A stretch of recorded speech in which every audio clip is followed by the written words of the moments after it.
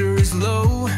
Gotta get moving, put on a show. The news is all buzzing, state alert, but we've got a plan, we're ready to work. Emergency Management Associates, we're here for the crisis, we're here for the fates. From the first sign of trouble to the all-clear sign, we're on the front lines, we're one of a kind. Emergency Management Associates, we're the calm in the chaos, we're opening gates, connecting the dots and making the calls. We're picking you up when you're starting to fall.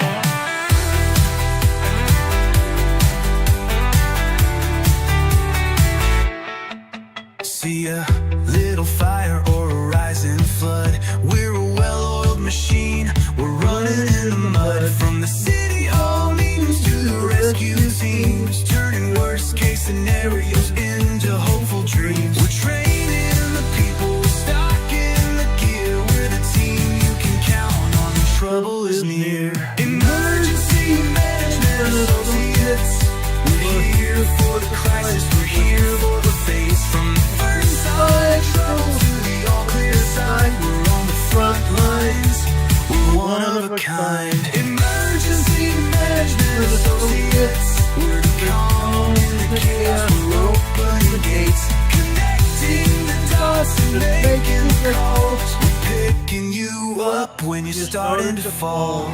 It's more than a job, it's a calling, you see. Prepared for the present and what's yet to be. Every second counts, we're ready to react for our communities. We're making an impact.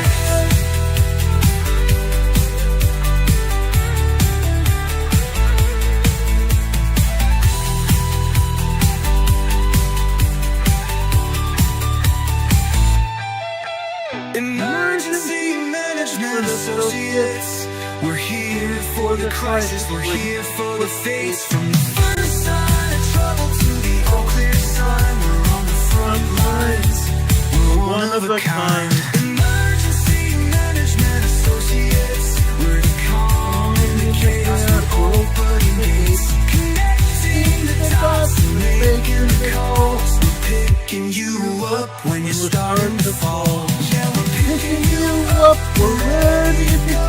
EMA, let's get this show on the road.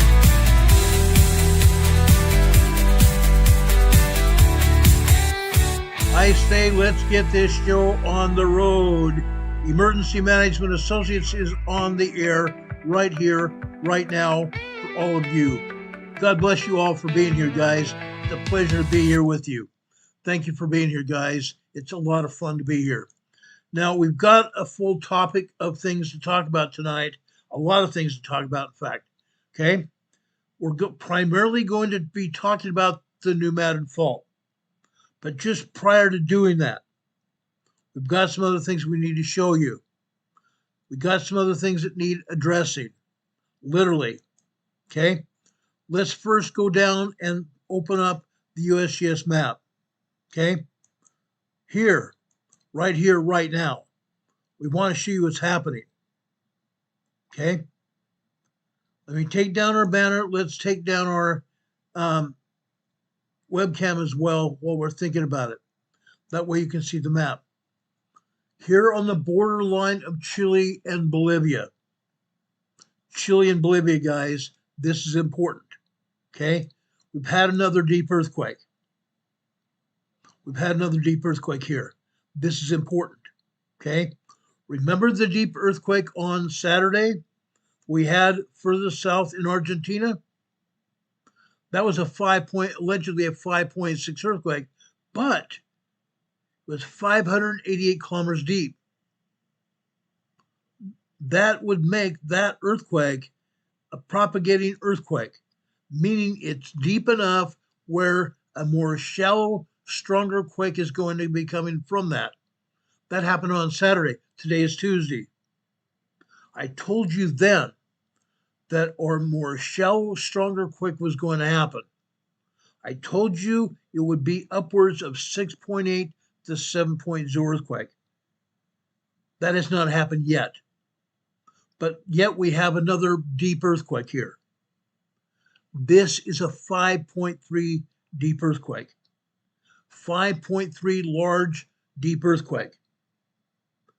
This happens to be 547 kilometers deep, 342 miles deep. Okay? This deep earthquake is going to propagate a 6.6 earthquake. This earthquake is going to propagate between a 5.4 or 6.4 and a 6.6 earthquake.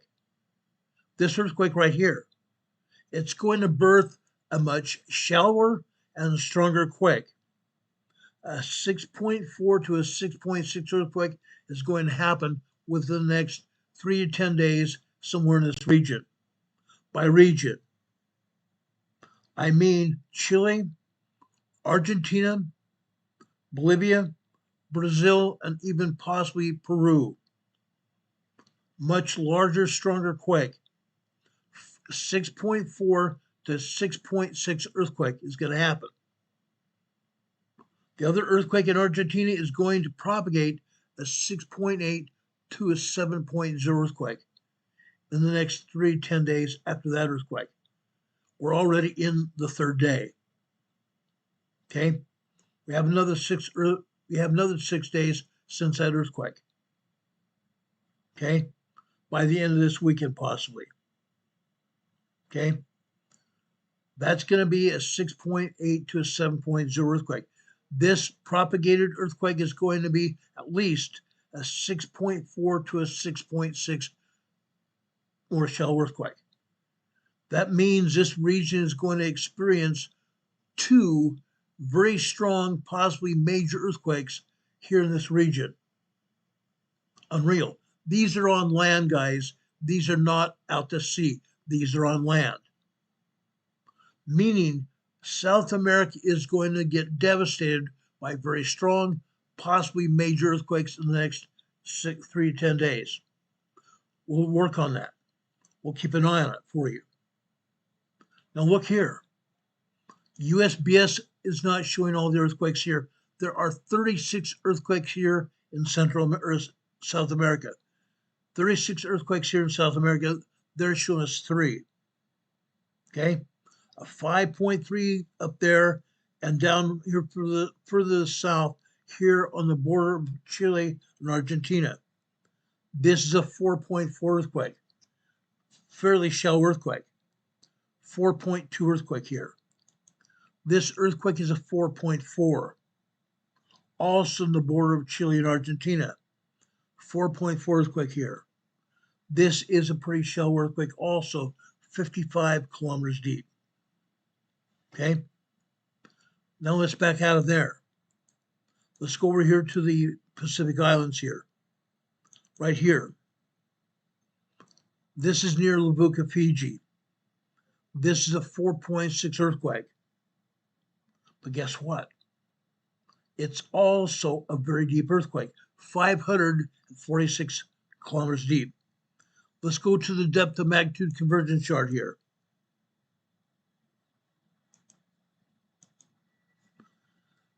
$543 kilometers deep.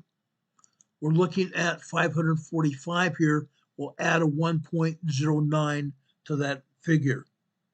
1.09. This is going to make this 4.6 earthquake here that we have.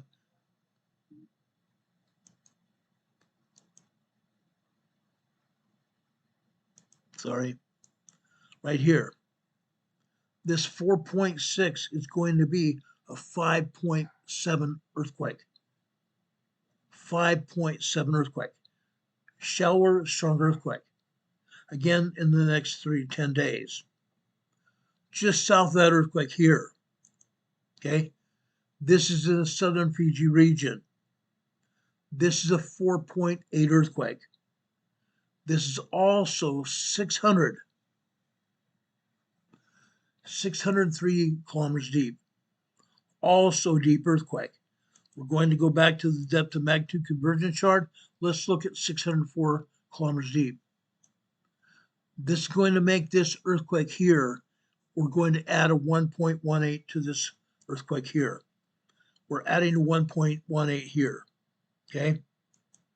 So for 4.8 earthquake, we're going to make this a 5.9 6.0 earthquake. 5.9 6.0 very strong earthquake within the next 3 to 10 days. So we're going to see, guys, ostensibly, we're going to see a very large earthquake and a very strong earthquake. Very large meaning a 5.8 earthquake and a 6.0 earthquake in this region. Right here. That's going to be something, isn't it? Next 3 to 10 days, we'll look at that. Okay? Now let's go further west here. This is a 5.1 earthquake here in Papua New Guinea. This is a shallow earthquake, 10 kilometers, 6.2 miles deep. This is a large earthquake. This is a large earthquake here. Now, this large earthquake is in the South Pacific still. Okay? The ocean waters of the ocean absorb the shock waves of this quake.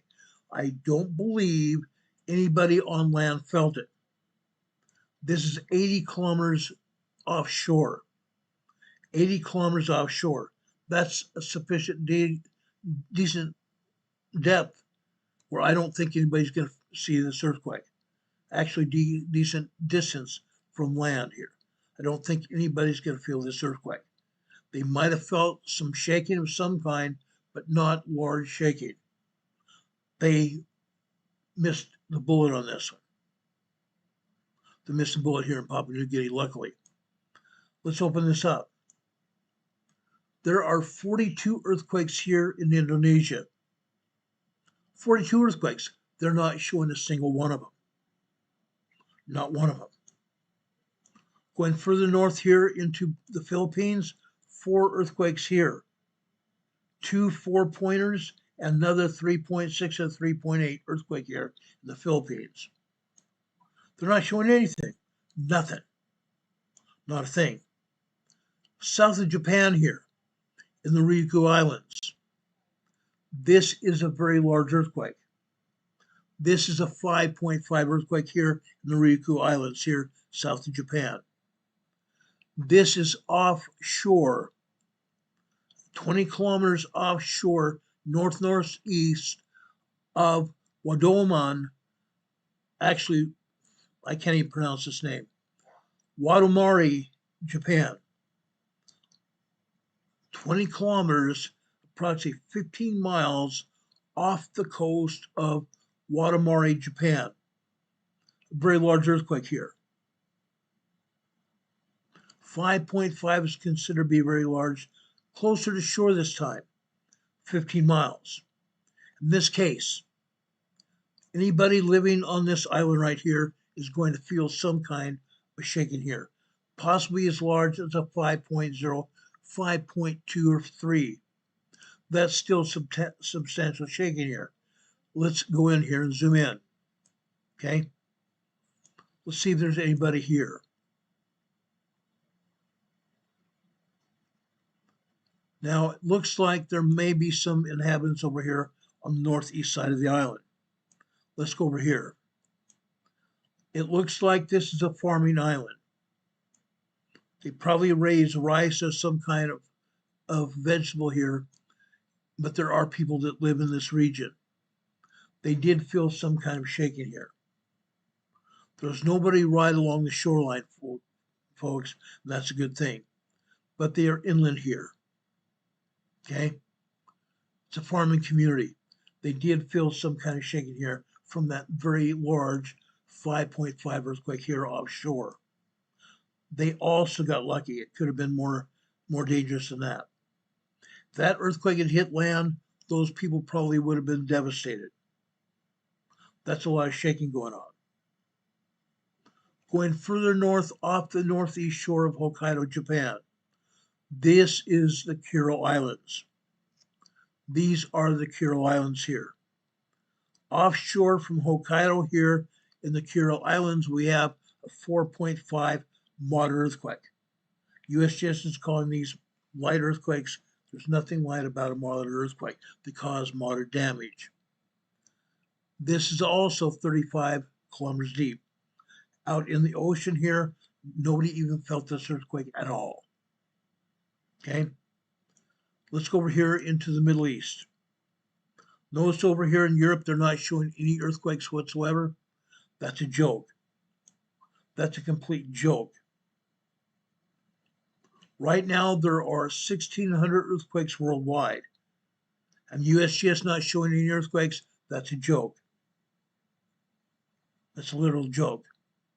Remember me talking yesterday when I had a conversation with USGS?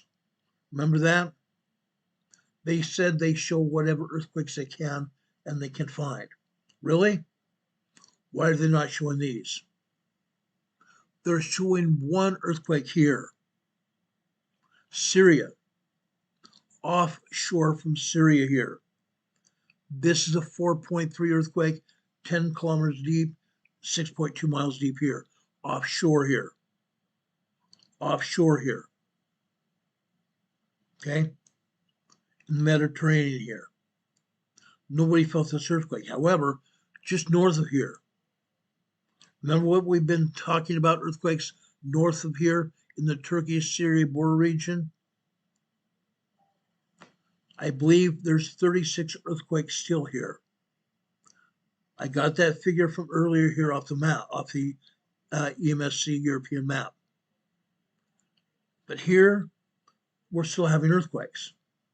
As a result of a 9.0, 10.0 earthquake that happened here back in 2023. February 3rd, 2023, they had a 9.0, 10.0 earthquake here. Devastating earthquake. An earthquake likened to a Cascadia megathrust earthquake. It caused a 14-mile-long fissure to open up here in Turkey. A 14-mile-long fissure, 8 stories deep.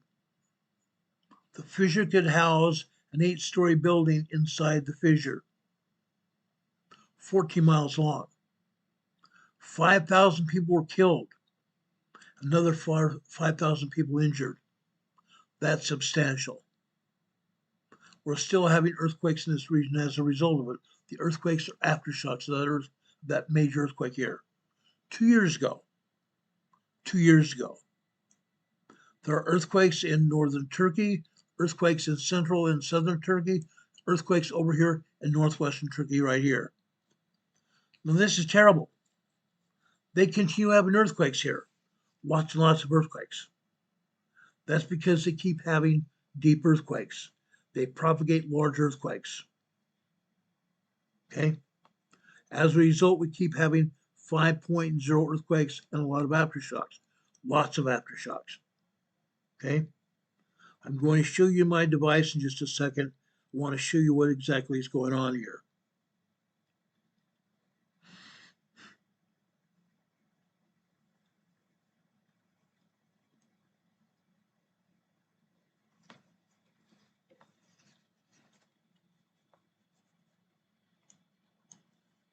Hold on a second. I want to show you this. Look at the earthquakes here in the Turkey-Syria border region today. Lots and lots of earthquakes. Aftershocks from the 9.0, 10.0 earthquake that happened here to almost 3 years ago. Very shortly 3 years ago. Still ongoing.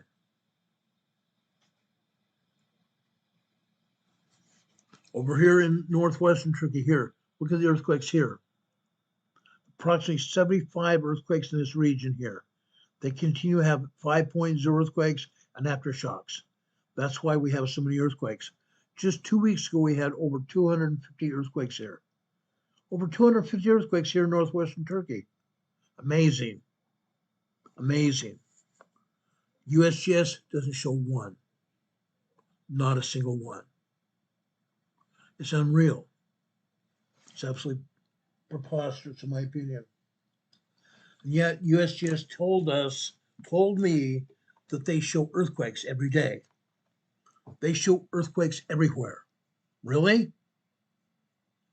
Could have fooled me. They're not showing any earthquakes here in Greece. They're not showing any earthquakes at all here in around the Aegean Sea here. Look at this. The agency continues to have earthquakes here. That's because there is magma down beneath the surface. There's magma down beneath the surface of the ocean here. Over here, guess what? This is another 1.92.0 earthquake here. Just north of there.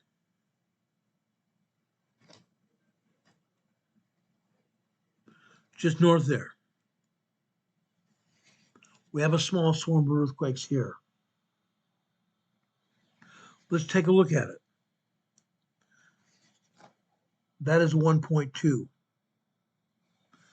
Just north there, 1.6, 1.8, 1.7, 1.6.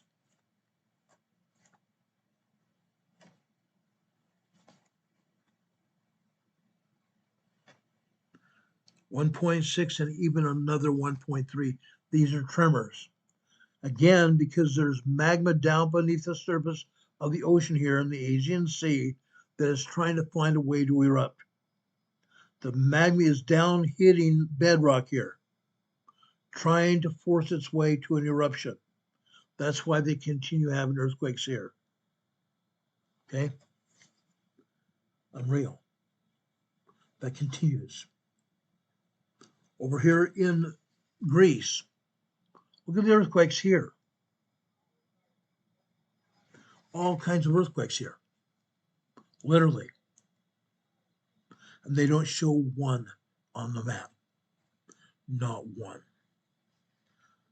Over here in southwestern Greece, this is a 1.8 tremor here. 1.8 tremor. North there, another 1.5 near Pyrgos, Greece. Going up to Patras. Right here. Patras named after the Apostle Peter. This is a 1.9 tremor here. Okay? Offshore, Argostoli, Greece, 1.6 tremor here. Further to the south, in the Ionian Sea, this is a 2.5 minor earthquake here. Okay? Going north of Athens, this is a 1.4 tremor here. Further north, 1.6, 1.2, and 1.9. All of these are tremors here. All of those are tremors. But nonetheless, we have 2, 4, 6, 8, 10, 12, 14, 16, 18, 20, 21 earthquakes here in Greece. 21 earthquakes here in mainland Greece. USGS shows us none. That's insane. That's insane. This is the kind of agency we have. Now, over here in Sicily, okay, this is along the same fault line coming out of south of Crete, Greece. Sicily, a 2.2 earthquake here.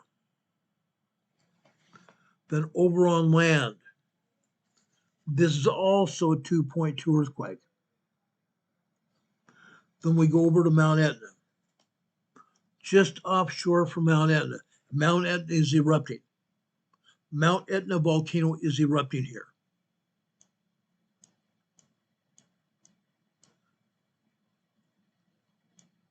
Just offshore right here. We have a 2.4 earthquake there. Mount Etna is shooting up fountains of lava from the crater there. Incredible. Then I want to show you something else. Okay?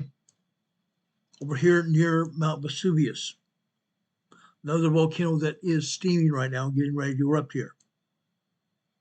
Steaming.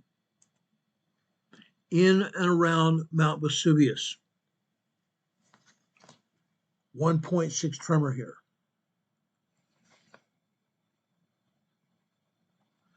At Mount Vesuvius itself, we have a 2.2 minor earthquake. 2.2 minor earthquake at Mount Vesuvius.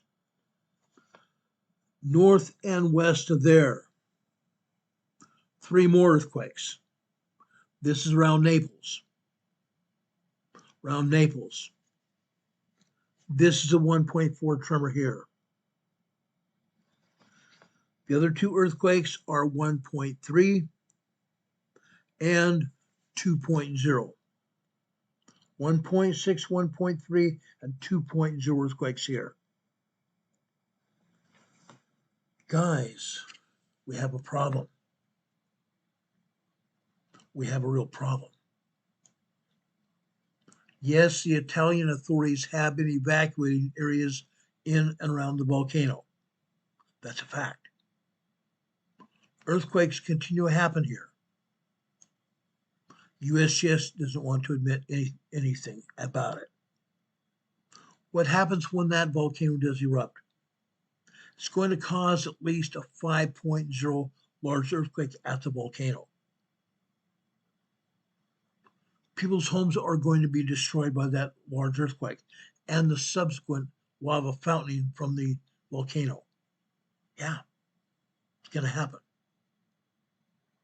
Why is USGS not showing any activity at all? None whatsoever. In and around Italy at all. There's all kinds of activity here. Going north here, north central Italy here, 50 plus earthquakes here now. Usually it's around 20. We have 50 plus earthquakes here. Incredible. Why is USGS not showing any at all?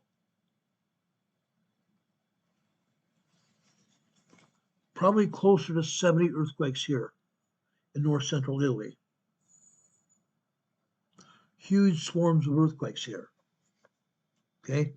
Yes, some of them are as small as 1.0, 1.1, 2.0, 3.0, 3.5 earthquakes here. Marsh, Italy. Marsh, Italy. But USGS is not showing one of them.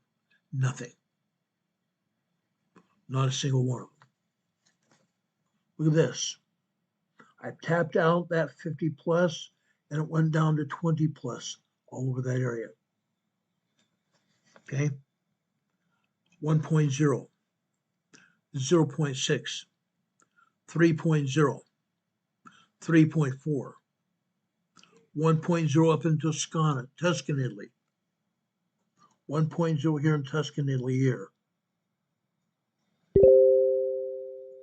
Unreal. Why is USGS being tight-lipped about it? Inquiring minds want to know. Inquiring minds want to know. Over in the Appalachian Mountains to the north. Up here in the Appalachian Mountains to the north. 4 earthquakes here in the Appalachian Mountains here. Over to the east here. Actually, we have one other earthquake here on the far east end of the Alps Mountains here. This is a 0.9 earthquake here. Further east here is a 2.2 earthquake here. Okay. Over in the Central Alps, 0.7 microquake there. Over in the Alps, over by Switzerland, the Swiss Alps, 1.7 tremor here. Over here in the Western Alps, this is another 1.0 tremor here. Over offshore from Italy, offshore from the Italian resorts, In the Western Mediterranean Sea, we have a 2.2 earthquake here. 2.2 earthquake here. Why is USGS not showing anything? Nothing. Germany. Germany here is 0.8 tremor here. Let's go down to the Spain-French border. As is normal, we have 2 earthquakes at the French-Spain border here. Right there. 2 earthquakes. We have a 1.6 tremor. And north of there, we have another 1.6 here. Okay. 4.6 miles deep. That is shallow earthquake. That's very much a shallow earthquake. 2 earthquakes over here in Spain, southern Spain here. Southern Spain. 1.6 and 1.7 in southern Spain. Over in Portugal region, Portugal, this is a 1.9, 2.0 earthquake. Over in southern Portugal, this is another 1.7 tremor here. Let's go down into Africa, Morocco. This is a 2.7 minor earthquake here in Morocco. 1 earthquake up here to the north of Africa here in Algeria. This is a 3.4 small earthquake here. Again, I ask the question, why is USGS not showing any earthquakes here in Europe? None. They're not showing one piddly earthquake. Not one. Norway, Western Norway. Southern Norway here. This is a 1.8 tremor here. Eastern Sweden, Stockholm area, just north of Stockholm in Uppsala. This is a 1.4 tremor here in Uppsala, Sweden. Over in Finland, over in central Finland, south central Finland, we have a 1.1 tremor here. USGS not showing one of them. Iceland. Let's move over to Iceland first. Right here. Bardabunga volcano here. Bardabunga volcano. We have a 2.5 earthquake right here.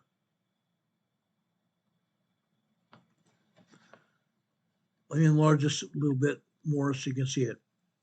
We have a 2.5 earthquake here in Bardabunga volcano, Iceland. Going over to a smaller volcano. This is a 2.3 earthquake here. Both of these are at the volcano. Both ice sheets cover the volcano here. Or should I say 2 volcanoes, plural. Plural. Now, before I go into the New Madrid Fault, over in Canada, Sioux Lookout, Northern Canada, we had a 1.5 tremor there. Sioux Lookout, Canada, a 1.5 tremor there. Interesting. USGS says nothing. Not a thing here. Nothing. We go down to the New Madrid Fault. Right here in the New Madrid Fault here. USGS is saying we have a 2.5 over here in Newberry, Tennessee. Interesting. Newberry, Tennessee. A 2.53 earthquake. It's the only earthquake they are identifying here along the New Madrid Fault. Guys, I'm telling you right now, the New Madrid Fault is moving, and it's moving in a larger way than they are showing. Yes, they're showing 2.53 here along the eastern shores of the Mississippi River in Tennessee, the New Madrid Fault. But there is a lot more activity than they're showing here. Lots more. I'm going to show you that activity right now. We're going to talk about the New Madrid Fault tonight. I promise you that. We're going to show you an awful lot of activity on the fault.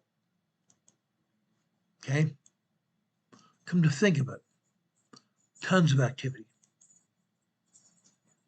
Tons and tons of activity here on the New Madrid.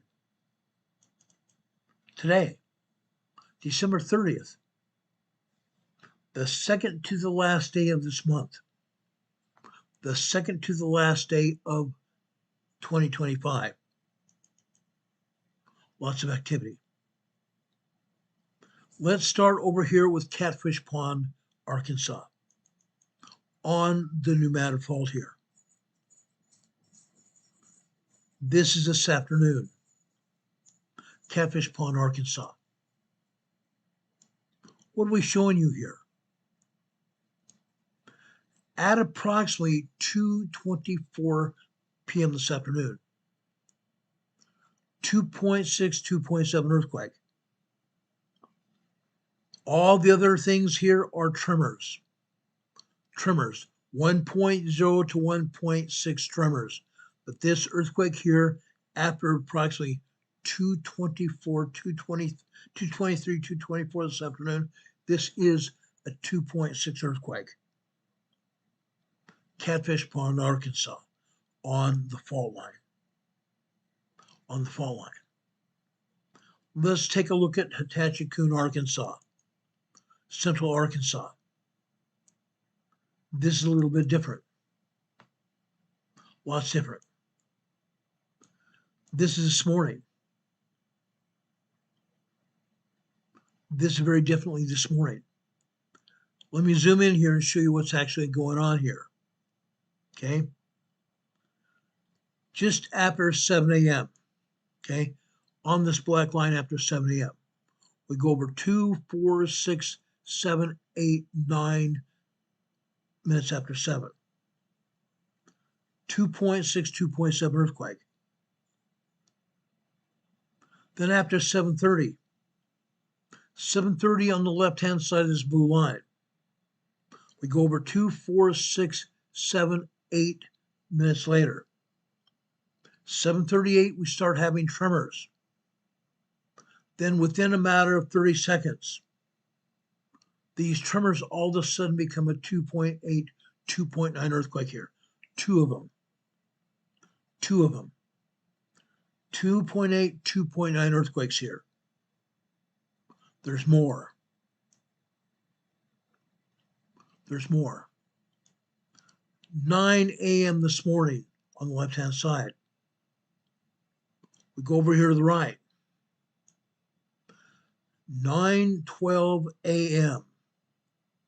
We have a 3.0 earthquake here. 3.0 earthquake. We can't see the top for whatever reason, but we see the bottom. This is a 3.0 earthquake here. Hatachikoon, Arkansas. Yes, we see some tremors here and minor earthquakes as well. Approximately 9:40, 9:43, 9:44 this morning, a 2.4, 2.5 earthquake. At 10:31, 2.5, 2.6 earthquake.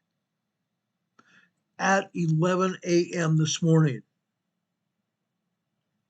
11 a.m. this morning, and it actually happened before that. At 10:59 a.m. this morning, just before 11 a.m. Okay, we have a 2.7, 2.8 earthquake. Hatachikoon, Arkansas. USGS not showing this, are they? They're not showing anything. Nada. Zip. Zilch. In a minute, I'm going to explain why we're having earthquakes here. It's more than just the USGS is not showing anything, but the pneumatic fault is moving. And the USGS is denying anything's going on. Yes, they showed an earthquake in Tennessee. Why are they not showing all the rest of these? They say they show all the earthquakes they can, all the earthquakes they can find. Why are they not posting the seismic energy here on the USGS map? It's not found. How about Mark Tree, Arkansas? Mark Tree, Arkansas, on the northeast side of Arkansas, next to the fault. Look at all this activity here. This morning, after 12:52 a.m. this morning, 2.3, 2.4 earthquakes. And then after that, we have tremors and more 2.0 earthquakes for about 2.5 minutes. Then more tremors, long duration tremor activity. That's what we're seeing here. Then we come down here to 4 a.m. this morning, just tiny tremors and microquakes. We go over here to the right. At approximately 4:08 this morning, we have a bunch of tremors. 3 minutes later, we have our first 2.5, 2.6 earthquake. Then we have a series of earthquakes after that, lasting almost 3 minutes.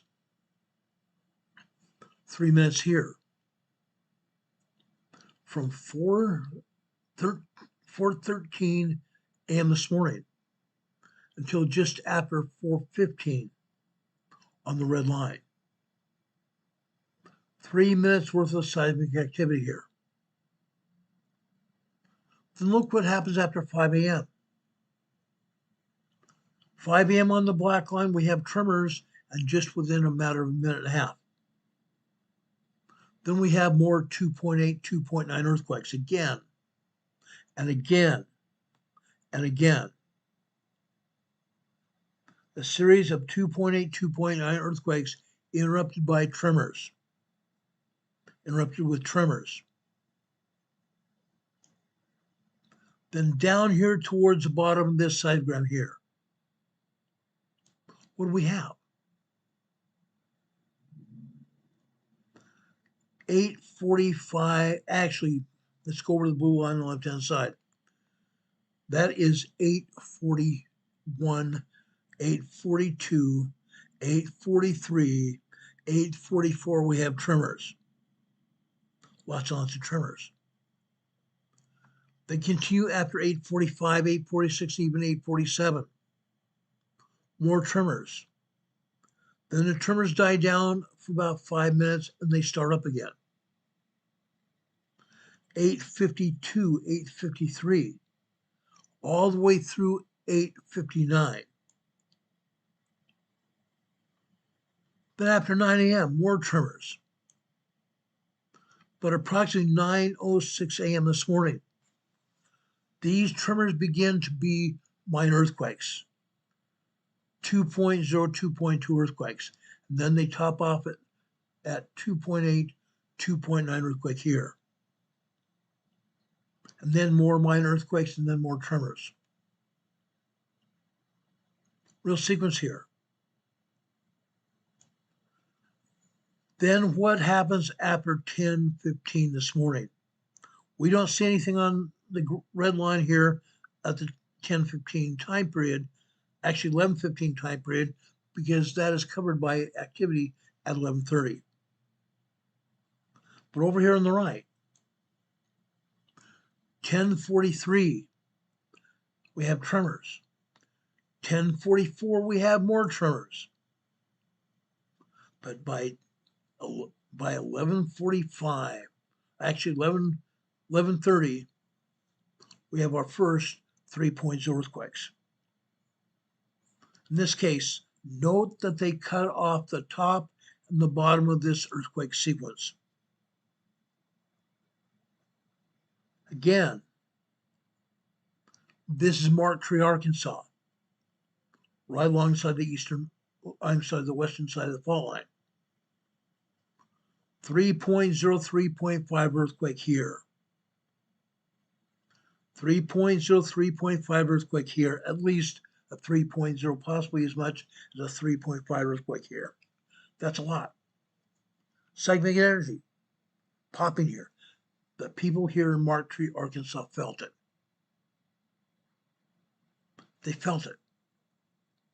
Why is USGS denying these earthquakes?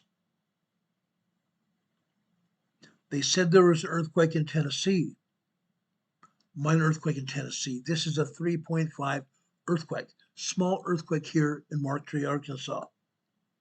Why are they not showing it? We have to go and look for these earthquakes because the agency's not showing it. They want everybody to believe nothing's going on here on the Madrid fault. They want everybody to believe that nothing's happening here. I'm here to tell you a lot more is happening than they are showing you here. Marktree, Arkansas this afternoon. 1 p.m. this afternoon, 12 noon up at the top left-hand side, we have tremors. 1 p.m. more tremors. 1:45 more tremors. 2 p.m. more tremors. 2:15, 2:30, 2:45 more tremors. But after 2:45, approximately 2:51 p.m. this afternoon, the tremors turned into minor tremors and building up to 1.4, 1.5, 1.8 tremors, 2.0 minor earthquake, and again up to 2.9, 3.0 earthquakes here before it's over. 2:56 p.m. today, Marktree, Arkansas. 2.9, 3.0 earthquakes. And again, they cut off the top and the bottom of this sequence. They cut off the entire top and bottom of this sequence. This may have, in truth, been a lot larger than a 2.9, 3.0 earthquake. Unreal. Unreal. It's going on all the time. Literally all the time. How about Ozark Folk Center in North Central Arkansas? Ozark Folk Center here in North Central Arkansas. Look what happened here. Nothing but minor microquakes and tremors before, say, 9:30, 9:45. After 9:45, 9:46 this morning, 2.8, 2.9 earthquake. Then we come across to the right. 9:56 a.m. this morning. 2.9, 3.0 earthquake. More tremors after that. Over here on the left, 10 a.m. We have tremors until after 10:01. But about 10:35, or I'm sorry, 10:01 and 35 seconds. 2.9, 3.0 earthquake here. Ozark Folk Center, Arkansas.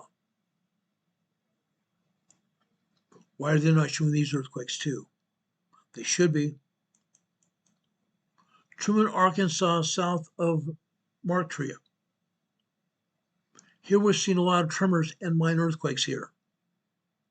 All morning long. Literally all morning long here. Let's look at Truman, Arkansas this afternoon. Here, we have more tremors and more minor earthquakes. After 2:30 this afternoon, 2:30 on the blue line on the left-hand side, we come over here to 2:44. Actually, 2:34, 2:35. Guys, we had another 3.0 earthquake here. Truman, Arkansas this afternoon. 2:34, 2:35 this afternoon. This is a lot of seismic activity here. Small earthquakes. Tyronza, Arkansas this morning. Nothing more than microquakes and some small, tiny tremors until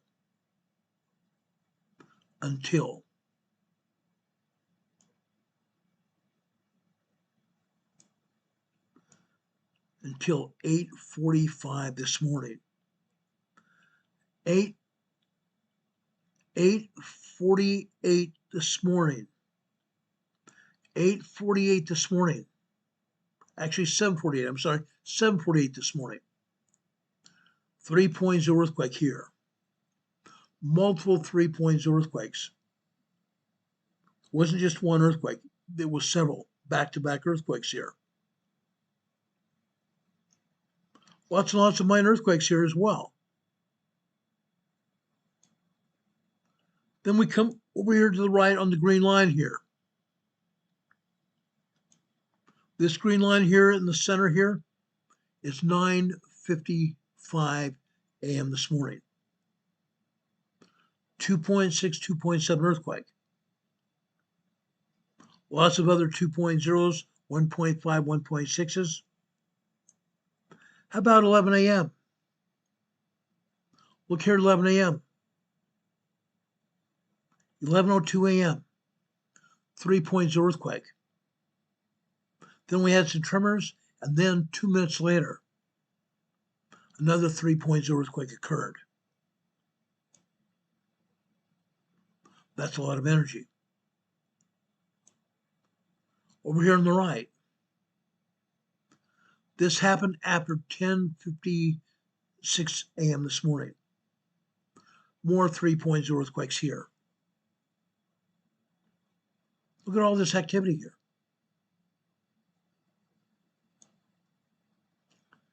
11:44 a.m. this morning on this blue line.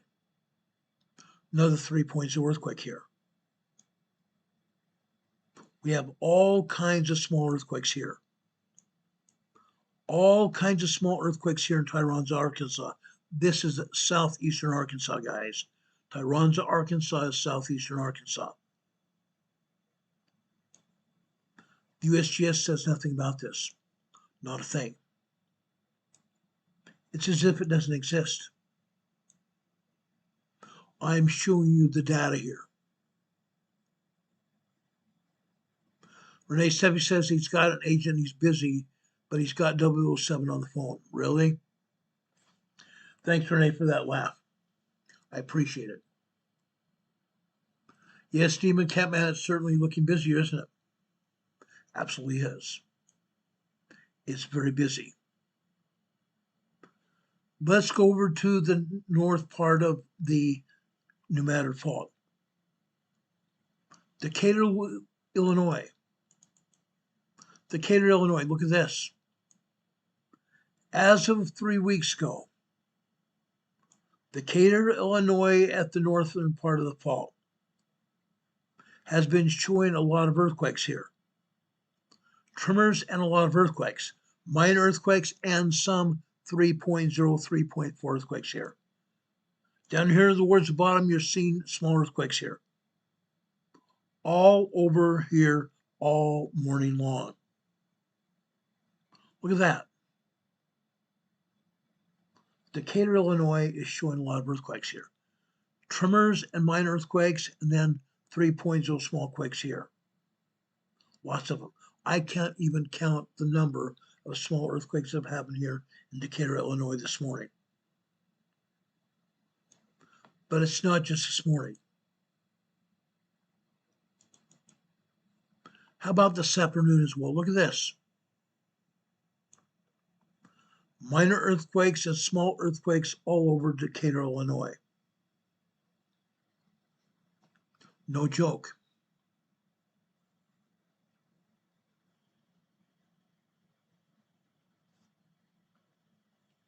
Renee Steffi says Christmas is over, time to put away the wrapping paper. I agree. But guys, this is almost getting ridiculous. Earthquakes up and down the entire fault line, from Louisiana all the way north to Illinois. Incredible. Absolutely incredible. And yet USGS says nothing's going on. They would have us believe that nothing's happening. I'm here to tell you a lot is happening. A ton of stuff is happening. I'm going to explain that for you right now. Okay? Everybody needs to know this. Before I get started on explanation of the New Madrid fault, Renee Steffi was talking about earthquakes over in northeastern Tennessee. The faults we were being told by the USGS that the faults and earthquakes happening in eastern Tennessee in the eastern Tennessee seismic zone. They were saying that they were just tremors, nothing more than that. Tremors at the quarries. I've since found out something else. And Renee Steffi touched on it last night. These earthquakes happening on the eastern Tennessee seismic zone in the northern part of Tennessee, they may have been what they call frost quakes. Frost quakes. Explosion sounds? Frost quakes are likely this week after the record-breaking amount of rainfall we had on Sunday. The 9th wettest December day ever on record, with nearly 2 inches of rain, 1.9 inches of rain in northeastern Tennessee. Now that the temperatures have crashed, the soil will refreeze. Water that drained into the soil expands as it freezes. That's science. Water that drains into the soil expands the soil as it freezes. Usually it expands up to 10%. This forces the soil to move and adjust as the water freezes. This freeze brings pressure. And when the soil cracks and the pressure is released, that's when you hear the boom sound. You hear the boom sound. The release travels as seismic waves. In addition, the booms are loud because it's cold. The winter air is dense, and it carries sound efficiently. And frozen ground transmits vibrations better than soft ground. That's why we can have frost quakes. I wanted to explain that for you. Renee Steffi mentioned it last night. I've got the explanation for you. Kitty Haven says she's been hearing booms in her area. Kitty Haven, where do you live? Where do you live? Demon Catman is reporting another large 5.2 earthquake off the coast of Honshu, Japan, about 10 kilometers, 6.2 miles deep. That is an aftershock of that large earthquake that we had there, very strong earthquake that we had there just about a week and a half ago. We're going to see aftershocks because it was a large enough earthquake. We're going to see aftershocks in this region off of northeast Honshu, Japan, for probably years. Probably years. Okay? Now let's go back and talk about New Madrid. Okay? These are the facts. Now, while the New Madrid Fault is not that well known as California or even Alaska, the New Madrid Fault Zone, you see all the time abbreviated as the NMSZ, then NMSZ, okay? The New Madrid Fault Zone is located in Missouri, northeastern Arkansas, up and down the entire eastern side of Arkansas, western Tennessee, western Kentucky, Illinois, as I said, Decatur. The New Madrid Fault goes all the way down to the Gulf of America, Illinois, to Louisiana, and even Mississippi. The southwestern part of the New Madrid Fault ends at Mississippi. Okay? This New Madrid seismic zone includes major cities such as Memphis, Tennessee, St. Louis, Missouri, Little Rock, Arkansas, Evansville, Indiana. By the way, they shut down the seismograph at Evansville, Indiana. They've turned it off. The Evansville seismograph was run by the University of Indiana. They shut it down. Every year, hundreds of small quakes occur on the New Madrid seismic zone. However, most until the last 2 or 3 years have been too small to even be felt by humans. And they can only be detected by sensitive seismograph instruments. The faults on which the earthquakes occur are buried between 100 to 200 foot thick layers of soft river sediment called alluvium. Soft river sediments. The surface tension traces the faults in the alluvium, and these soft traces of sediment erode very quickly as the Mississippi River moves south, and the faults could be rapidly covered by new deposits, thereby hiding evidence of earlier earthquake locations. In places like California, where rocks are at or above the ground, rocks in California are at or near the ground surface, and there they are easier to be measured and studied because they're readily accessible and they're measured.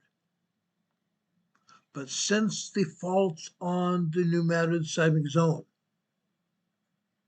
are covered by water and those alluvium sediments, they can't be easily studied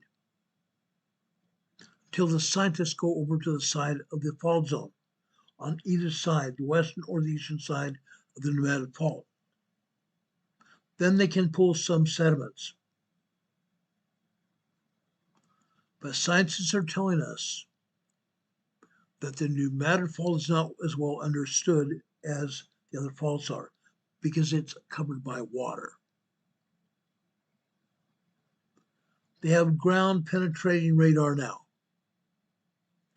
This fault should be more easily studied. The New Madrid Fault Zone is famous for a series of 3 major earthquakes, believed to have been magnitude 7.0 or larger, which occurred in the 2-month period between December 16th, 1811 and February 7th, 1812. In addition, hundreds of moderate earthquakes have happened, 5.0 to 5.6, 6.5 earthquakes, 5.0, 5.6, 6.5 earthquakes, and even thousands of smaller quakes. thousands of smaller quakes between 5.0 large down to 4.0 moderate earthquake. These earthquakes have occurred between large earthquakes, and they continue to shake the area for many months. They're shaking the area right now. I just got through showing you these earthquakes. These earthquakes are continuing to be felt. Back in the day when the big earthquake hit, the earthquake was recorded in personal journals as far away as Louisville, Kentucky, and Cincinnati, Ohio. Current knowledge about the fault system within the pneumatic fault area is obtained by studying seismograph readouts, seismic signals, seismograms. Seismic readouts from the seismograph is called seismograms. The seismograms produce frequent small earthquake readings. I just got through showing you. Now, some of you have often asked me, how do we find the information? St. Louis University, University of Memphis, where I get most of it, and the USGS, where I get none of it. St. Louis University, University of Memphis, and the USGS have stations there along the pneumatic fault that monitor the earthquake activity. But again, the USGS rarely ever shows it.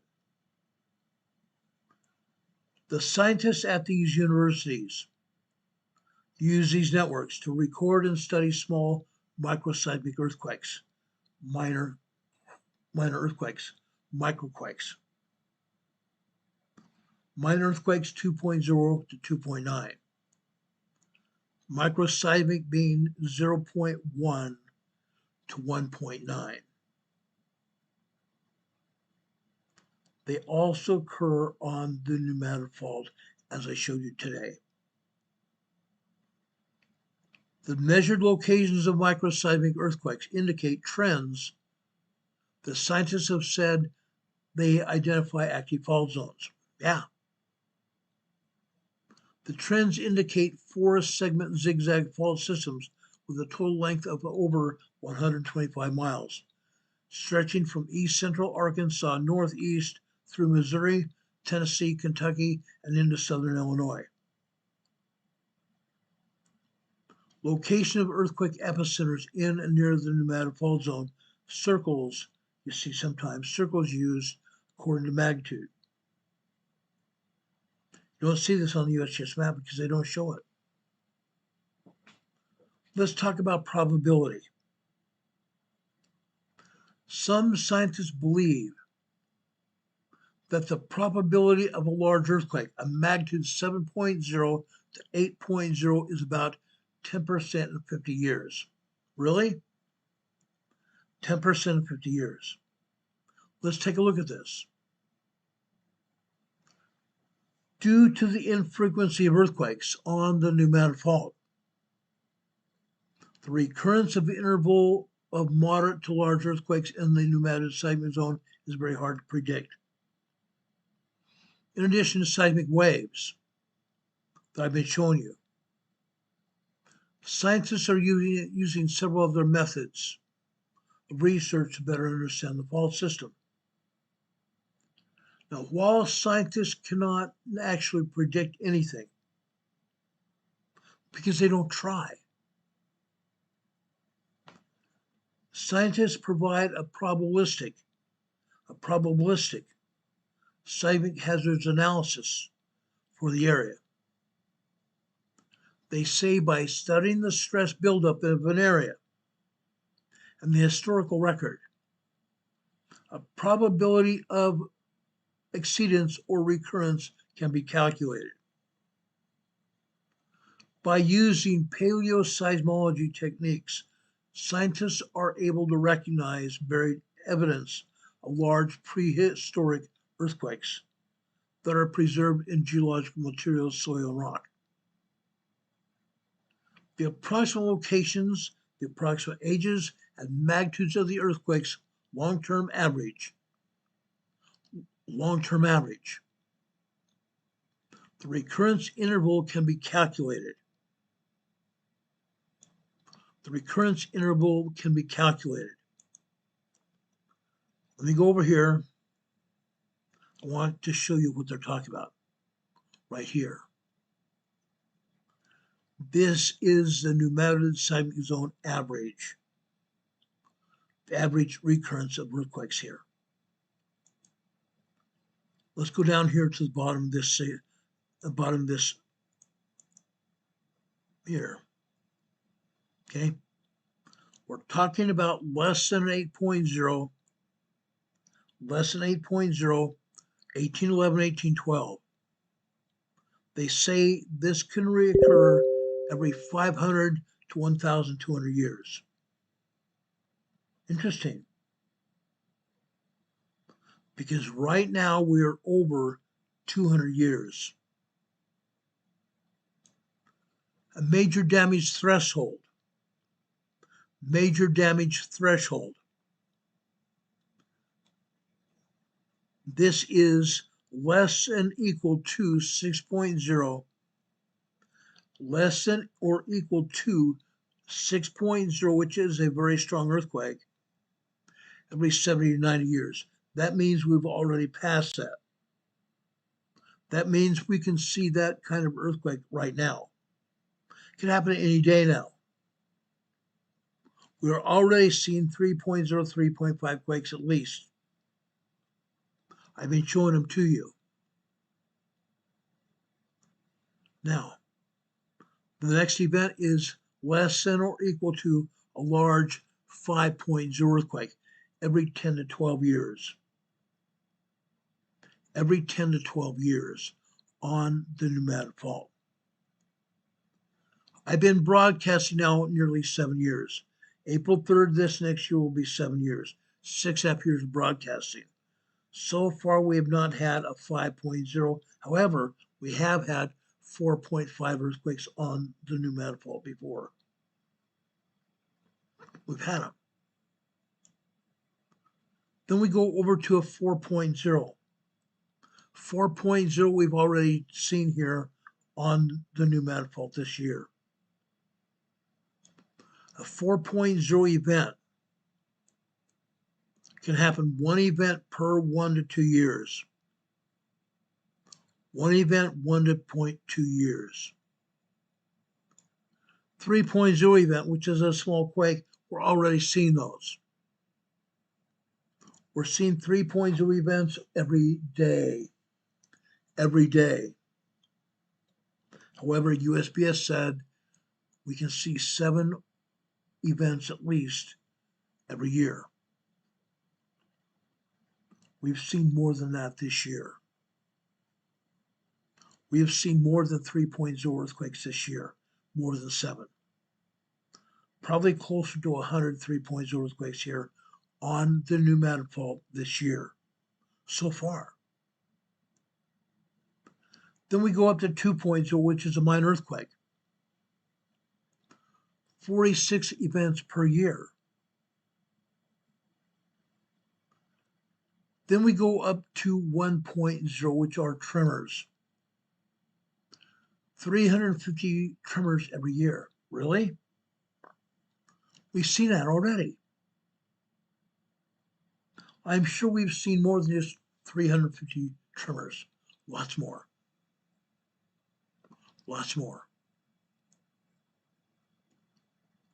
But this is what USGS wants to tell us, which is basic gobbledygook. Because I continue to show what's happening here every week. Every week. Now, I want to look at New Madrid intensity. The New Madrid earthquake intensity map. This is also important. I want to go down to the bottom of this map here. Okay, it says estimated earthquake intensity, modified Mercalli intensity scale. for a pneumatic earthquake, 7.6 earthquake on the pneumatic fault. Let's go down here at the bottom. At the bottom right, we're seeing a magnitude 8 earthquake, a magnitude 8 to magnitude 10 earthquake here. This is southern Missouri, northeastern Arkansas. Southern Missouri, northeastern Arkansas, Jonesboro, Arkansas. 8.0 to a 10.0 earthquake. On the western side of Missouri, they're saying they're going to see a 5.0 large earthquake there. Not surprising. Not all surprising. As we move north up the Missouri state of Missouri, we see 7.0 to 9.0. 7.0 to 9.0. We move north. There is a possibility of an 8.0 here. There is a possibility of an 8.0 here, up through central Arkansas. From central Arkansas north, they're saying 7.0 to 8.0 again. 7.0 more inland, 8.0 more on the fault, going up into Illinois. We've already said that Illinois will also feel the magnitude of this earthquake when it happens. It will happen. Illinois is probably going to see an 8.0 earthquake right alongside the fault zone.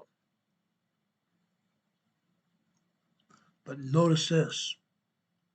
They are not showing any seismic data for Arkansas, Kentucky, Tennessee. Yes, Kentucky and Tennessee are up here on the eastern side of Missouri, but they're not detailing it out. They're not showing any seismic data for Tennessee, Arkansas, Louisiana, or even Mississippi. They think we're stupid. I believe they think most people are stupid. They're not watching what's going on. Now, the paleoseismologists have found evidence of 3 or more large earthquakes, magnitude 7.0 or larger, which have occurred in the last 2,000 years.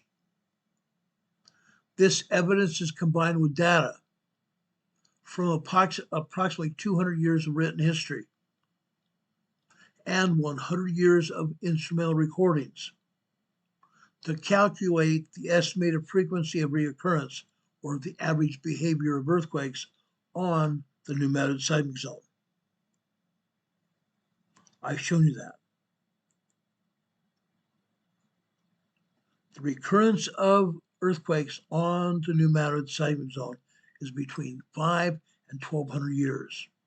That's average for a major 7.0 to 8.0 earthquake.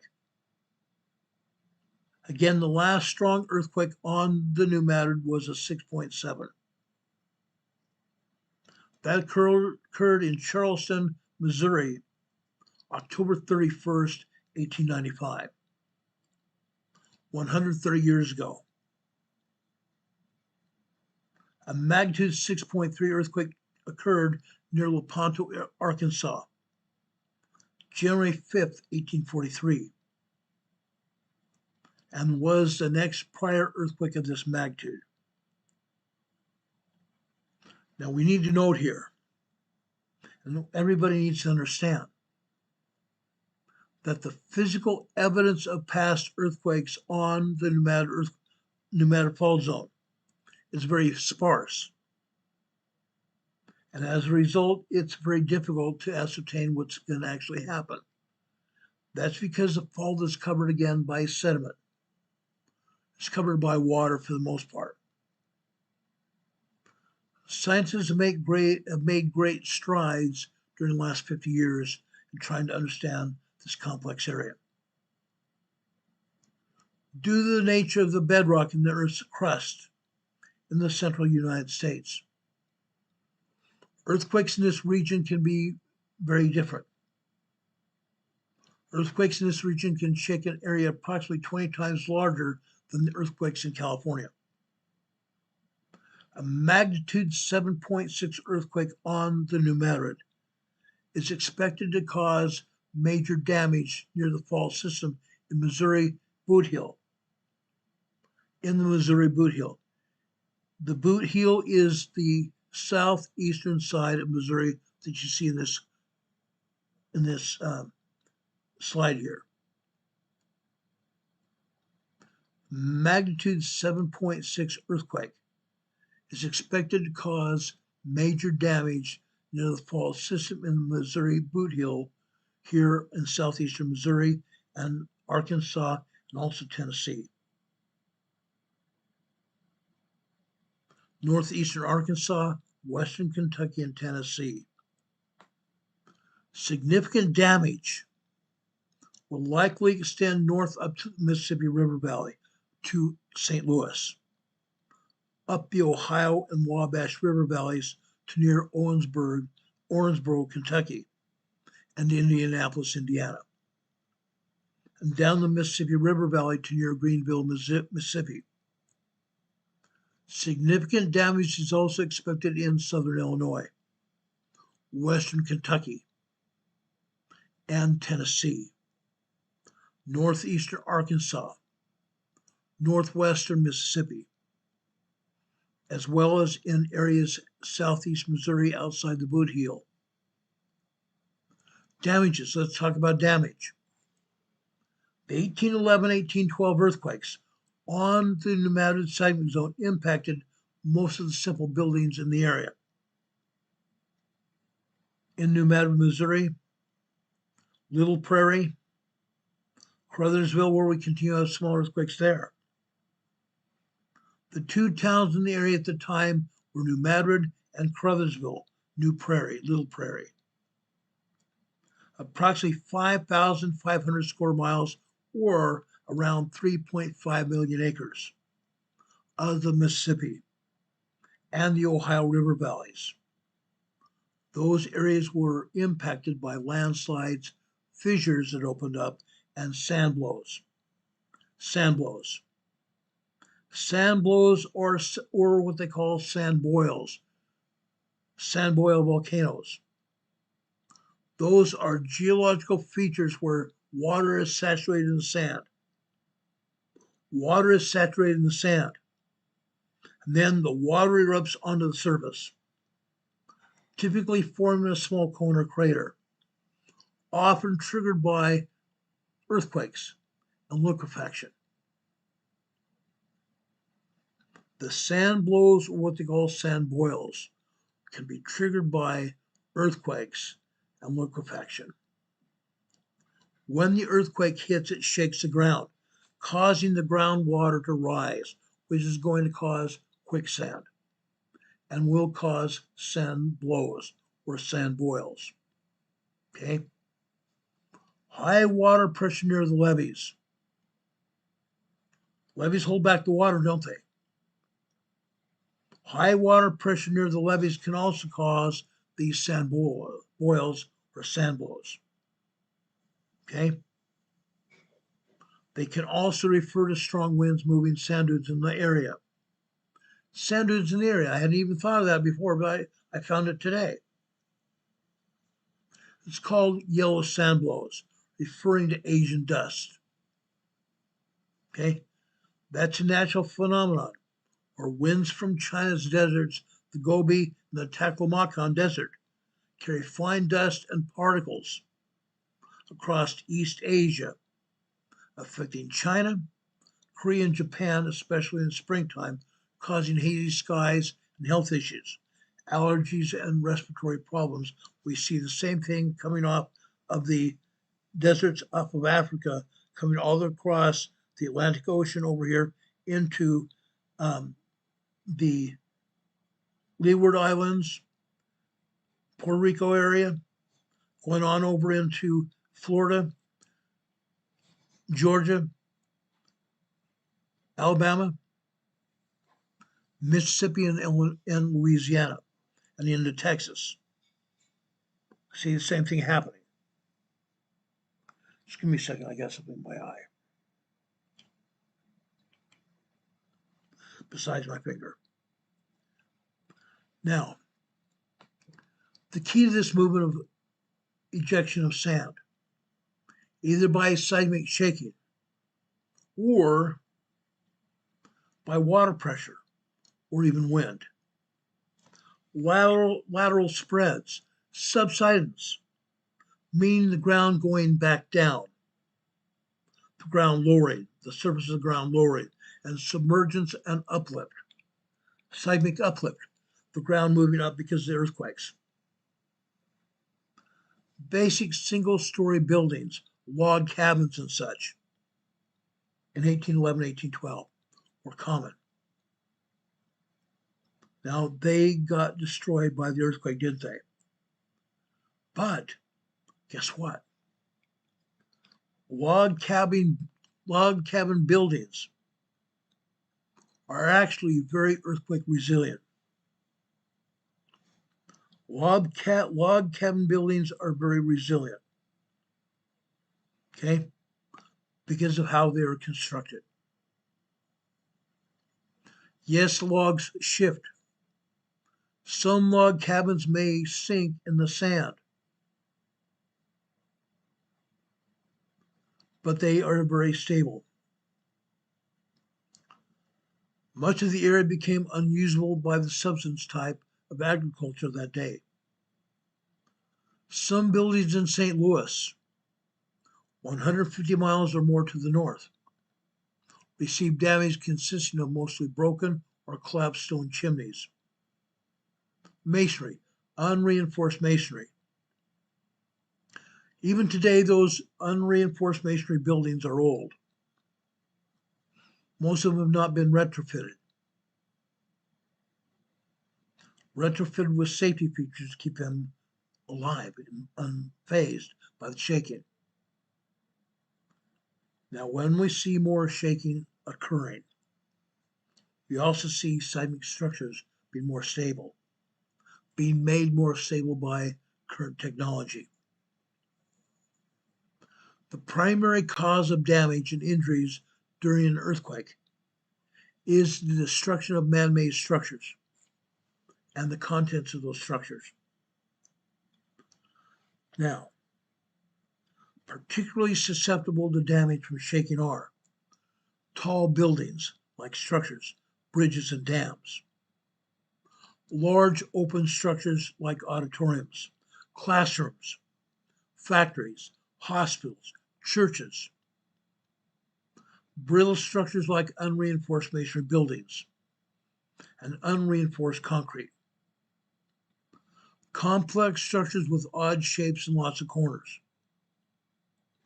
unanchored contents like bookshelves, file cabinets, storage racks, pipes, fire sprinkler systems, water heaters, and mechanical equipment. Those are the things that more frequently gets destroyed. Damage from earthquakes on the New Madrid seismic zone will vary depending on what they were made of and where the earthquake is going to hit. Earthquake location within the zone. And also the magnitude of the earthquake.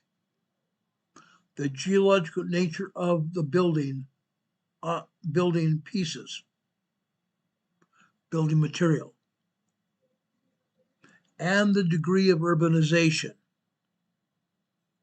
The degree of urbanization. Has the urban sprawl been all over the place, and more houses and apartment buildings and condominiums been built? Or do we have less urban sprawl and more agricultural type land, where farmhouses exist, large houses that are spread out over a long area? Okay, that also depends on what happens. Okay, land substance, lateral spread is likely to be extensive and have large economic impact. Yes, the earthquake will disrupt farming, Thick, unfertile sand deposited by wind blows and fissures can impact large areas, such as fields that were graded. Fields that were graded for irrigation. Those fields will no longer be level. Drainage ditches will become blocked. The transport of materials will be inhibited. Supplies and crops will be very difficult to transport. While towns in the lower southeast side of Missouri, which again is going to be the likelihood of where this earthquake is going to occur, those areas do not likely have tall structures because those are farmland.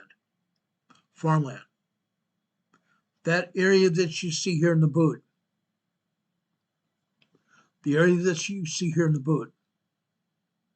okay, farmland. Back in 1800, it was even more farmland than there is today. Why? Because there's one farmer that refused to sell out. One farmer refused to sell out. That's why there's still farmland there today. Okay?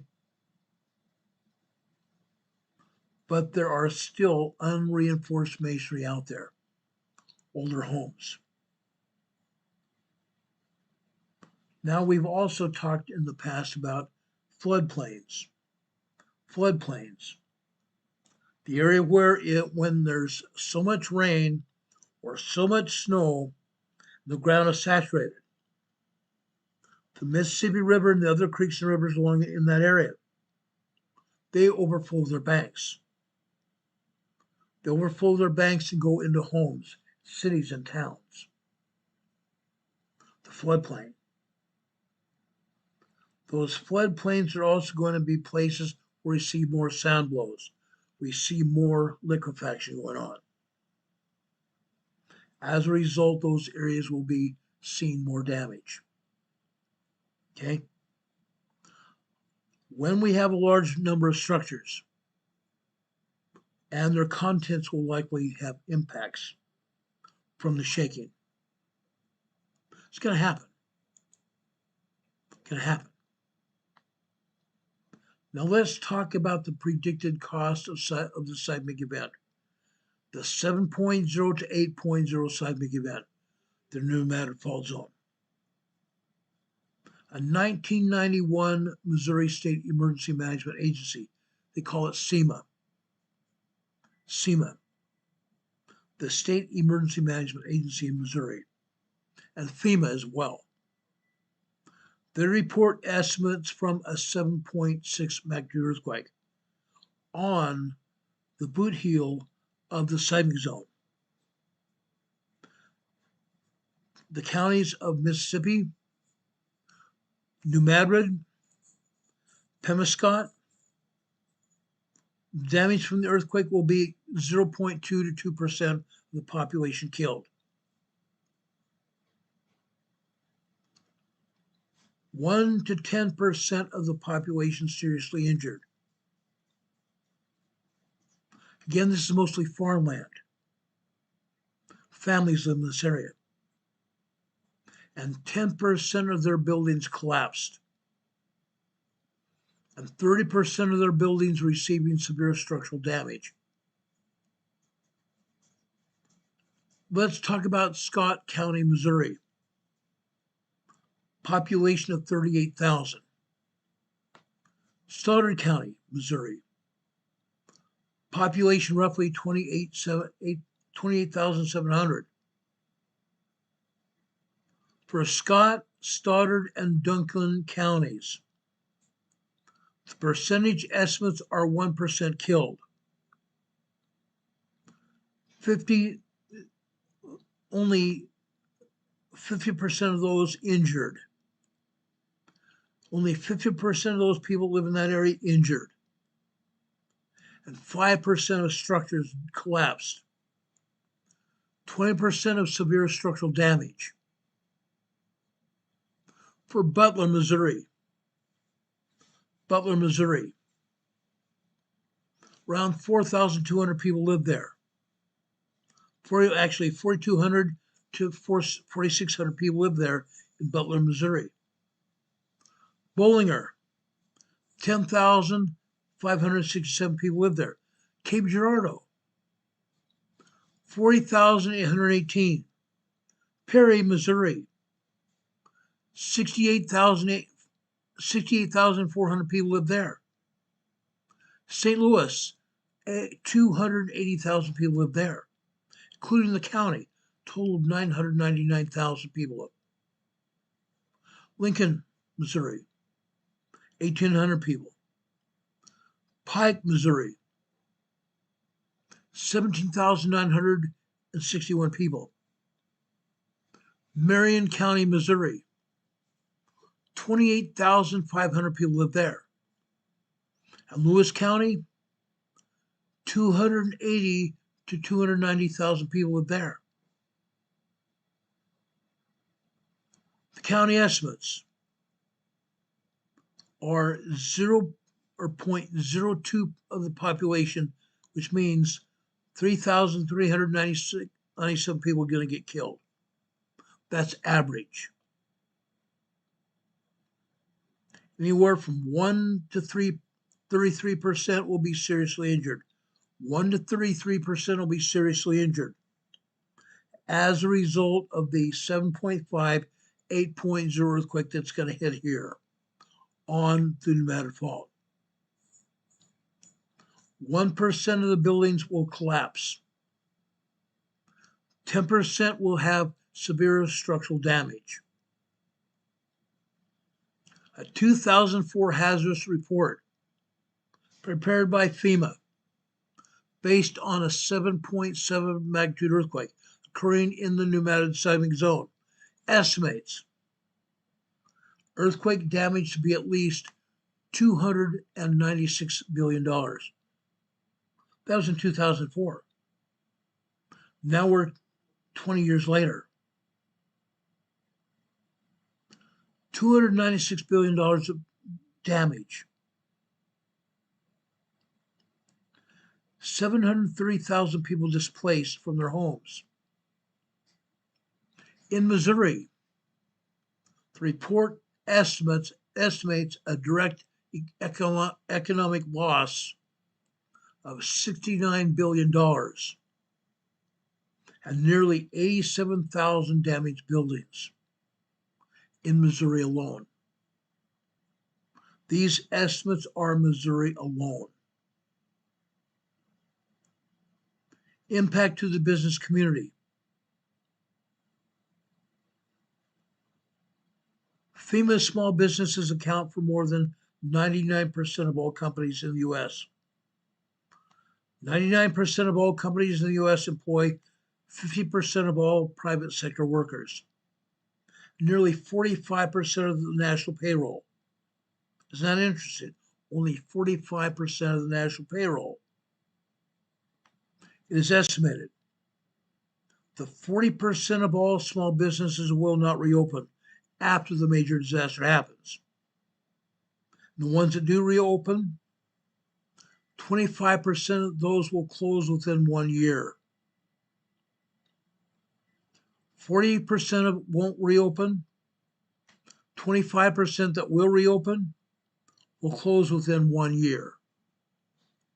That is after the 7.5, 8.0 earthquake. Small to medium-sized businesses are often hit the hardest, with an estimated daily income loss of $3,000 to $23,000 respectively. Incredible. That's what we're going to see, guys. That is what we're going to see here on the Pneumatic Fault. I want to give you an overview of what's going to happen. I just gave it to you. These are facts. I spent most of the day pulling together these facts. Now, what is going to happen is your doing. I can't have any more influence on you but telling you what's happening. What is currently happening. I just got through telling you what they estimate is going to happen. What are all of you going to do? I live out east of that fault. I live over on the Eastern Continental Divide, where we also have earthquakes. But there on the New Madrid Fault, you guys are going to see another 8.0 earthquake, at least. Possibly as strong as an 8.5. All up and down the fault from the Gulf of America to Illinois, Indiana, and Ohio. It's up to you. It's up to all of you. How are you going to respond? How are you going to prepare? We keep talking about preparedness on this program. I keep telling people to be prepared. I talk about preparedness. I tell you what you need to do. I told you about emergency preparedness kits. I tell you about emergency preparedness plans. We have a great number of people live here on the New Madrid Fault. Are any of you or all of you prepared? I doubt it. I doubt it. Why do I say that? Back in 2014, I've told this story before. Back in 2014, FEMA sent one question out to all emergency managers all over the United States. One question. How many of the emergency managers had a 72-hour kit? How many emergency managers had a 72-hour kit? You want to know the answer? 25% of all emergency managers had a 72-hour kit. I have one. I have oftentimes showed you my 72-hour kit here while I'm on the air. I've discussed it. I've shown you items that you also need to have. How many of you have a 72-hour kit yourselves? Nobody wants to hear this. We had as many as 60 people watch, 60, 65 people watch this program just a minute ago. Now we have 55. Now we have 59 again. I guess some people want to see this. I'm asking all of you to have at least a 72-hour kit, if not a full-blown emergency preparedness kit in your home for everybody that lives in your home. Food, water, clothing, medical kits. Yes, a medical kit. And all the other things I told you to have, as well as a preparedness plan. How many have preparedness plans? I doubt maybe more than 1%. Because people don't pay attention. I hate saying that. I hate saying that. Linda Covington put a chat here saying people with their heads in the sand, like an ostrich. Yeah, they're hoping it's not going to happen. They're hoping it's not going to happen. It will. Some scientists are saying it's going to happen within the next 50 years. With the amount of earthquakes and the seismicity of the increase that's happening right now, we are very likely going to have the 8.0 earthquake on the New Madrid Fault within the next 2 years. That's what I estimate it being. Because in the last 2 years, last 2.5 years, we have gone from 1.0 tremors all the way up to 3.5, 4.0 earthquakes here on the New Madrid Fault. We're already there. What's going to happen within the next 2 years? Probably going to have a major earthquake. Is everybody ready? Or do you have your heads in the sand like an ostrich? Get prepared. Write an emergency preparedness plan. Write an emergency preparedness plan. Catherine Gerdson is saying she has a preparedness plan. But sometimes your plan is halted because of rules. Really? What rules are going to halt your plan? Put together your plan based on what you need your family to do during, or actually before, during, and after a major event. What do you want your family to be doing? Assign duties to your family members. Hold them to account as well. Make sure your plan occurs and covers everything that's going on.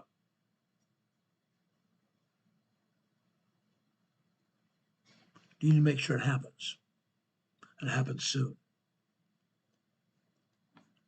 I hate to think that people are not going to be prepared. That bothers me more than anything else in this world. It hurts. Why? Because I've been talking about this for over 6.5 years now, going on 7 years. And people are not listening. And YouTube keeps subtracting people from this program, keeps taking people from this program that need to see it. Their algorithm is yanking people off this program. Friends and neighbors, you need to subscribe to this program. You need to like this program. You need to click on that little bell icon that you see right next to the subscription button. Click on that. When you click on that, there'll be a drop-down menu of 3 items come up. Click on the word ALL. That should get you notified when we come on the air. Be advised, YouTube does not always notify everybody when we come on the air. Come on the air between 4 and 5 p.m. Eastern Time every day. Yes, occasionally it has been later than that. Most of the time, it's 4 to 5 p.m. Eastern Time every day. We do that because we want the people to know when we come on the air. We want people to be here for our major broadcasts. We also come on the air at odd times, in the late night, the middle of the night, early in the morning. Why? Because a major event has happened. And I promise that whenever a major event happens, we'll come on the air and tell you about it as soon as the information becomes available. Please note that. Watch when we come on the air. Watch our program. Watch our program. Now, tomorrow we will be back on the program for our New Year's Eve program. We're going to be talking about earthquakes in California. Earthquakes in California. Friday, New Year's Day, guess what? Friday, New Year's Day, we'll be talking about emergency preparedness at 4 p.m. 4 p.m. New Year's Day, we're going to be talking about emergency preparedness. I hope you'll join us. We want to get as many people to watch this program as possible. Now,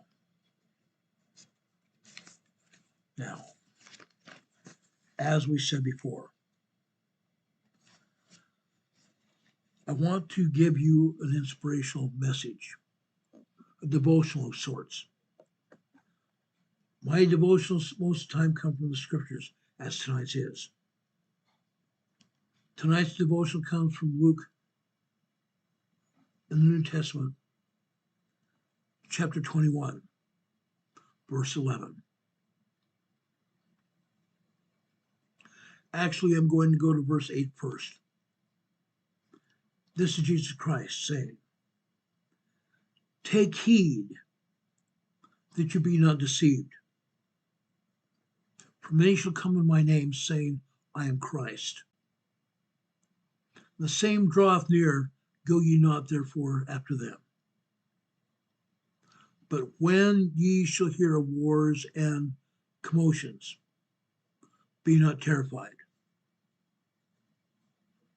For these things must come to pass. But the end is not by and by.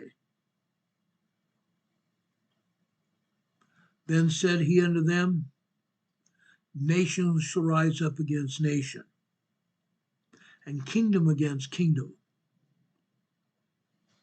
And great earthquakes shall be in diverse places, and famines and pestilences, and fearful sights, and great signs shall there be from heaven.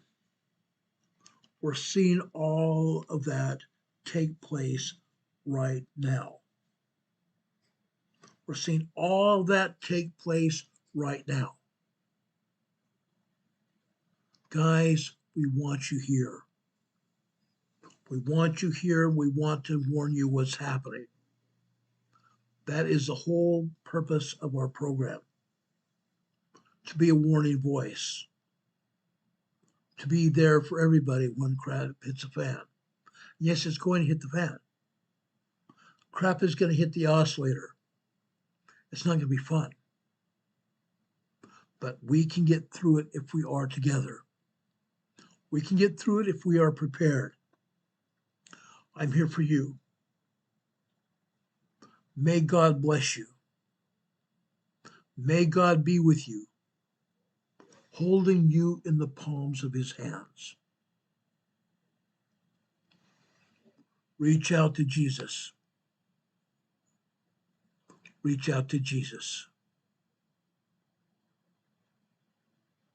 In the coming days, in the coming years, I look forward to the day where I will kneel down before our Maker. I will kneel down in front of Jesus Christ himself.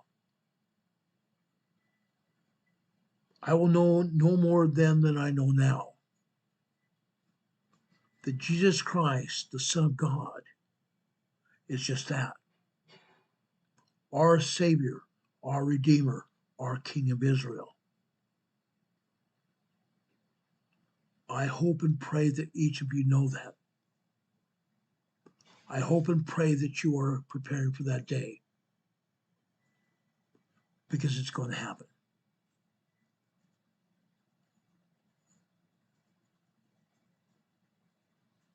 It's going to happen, guys. Now, Renee Sebi's put out a warning for Los Angeles. As we've talked about Southern California and also Oregon and Washington, they've received a lot of rain. In Los Angeles and San Diego, they're seeing some landslides. In Los Angeles, in the burn scar area of the Hearst area, the Hearst fire burn scar, the surrounding nearby areas of Los Angeles, due to rain, are seeing debris flows and other impacts you're going to see until 11 a.m. tomorrow. Time now to evacuate. The time now to evacuate. Go to higher ground. Heavy rain and flooding is going on in Los Angeles and also San Diego. I've asked for everybody to be prepared. We've been talking about this now for several weeks. We've seen and showed you the atmospheric river coming off the Pacific Ocean. Now it's happening. The emergencies are happening immediately right now. Get right with Jesus Christ.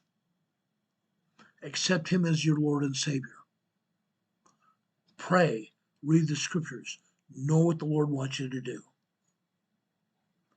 May God be with you this day and always. Pray for everybody here. Pray for the people that are not here. My buddy Don Patoka. Pray for Rebecca the Explorer. Pray for our dear friend Sharon, Sleeping Volcano. Pray for Linda Covington that's still suffering. Yes, she's here with us, but she's still suffering. Pray for everyone, guys. We need it. We all need it. I want to thank all of our mods for being here today.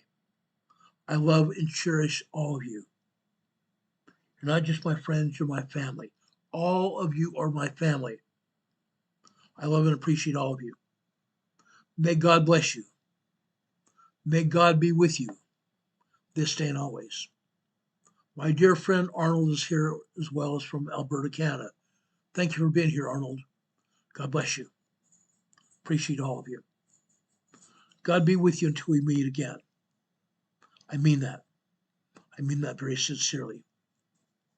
God be with you until we meet again. We'll see you on the other side. Good night, everyone. Much love. See you soon. Take care. Good night.